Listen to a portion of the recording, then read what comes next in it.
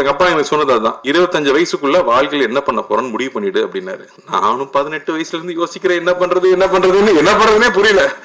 எல்லாரும் வந்து நம்ம பையன் ஒருத்தன் வந்தானே, இங்க யாரு பிரச்சனை, நீ தானே பேசிக்லி லைக், நான் அப்பவே தெரிஞ்சது இன்ஜினியர்.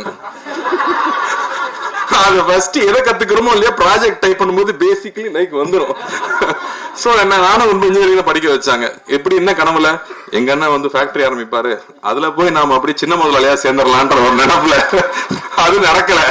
அதுக்கப்புறம் என்ன பண்றதுன்னு தெரியல. அப்புறம் தான் சரி, ஏதாவது நீ வாழ்க்கையில முன்னுக்கு வரணும்னா படிச்சாகணும், நம்மளா ஒரு பாதையை தேர்ந்தெடுத்துக்கணும்னு போனேன். அப்போ நான் இன்ஜினியரிங் படிச்சு முடிச்சதுக்கு அப்புறமா ஒண்ணு தெளிவா புரிஞ்சுது, எனக்கு வந்து இன்ஜினியரிங் எல்லாம் பிடிக்கல, எனக்கு சினிமா பிடிச்சிருக்கு. அது சொல்றதுக்கு ரொம்ப வெக்கமா இருந்துச்சு, ஆனா அதை சொல்லிதான் ஆகணும். எங்க அண்ணனுக்குலாம் அவ்வளவு இன்ட்ரெஸ்ட் கிடையாது, பட் எனக்கு பிடிச்சிருந்துச்சு. சொன்ன தைரியமா அப்பா கிட்ட சொல்லிட்டு, இல்லப்பா நான் திரும்பி வரேன், நான் சினிமாவில் ட்ரை பண்ண போறேன், கத்துக்கணும்னு தான் நினைச்சேன். எதுவுமே எனக்கு தெரியாது, கத்துக்கணும்னு ஆசைப்பட்டு வந்தேன். ஆனா இதுதான் அப்படின்னு நான் முடிவு பண்ணதுக்கு அப்புறமா எனக்கு எல்லாமே நடந்துச்சு.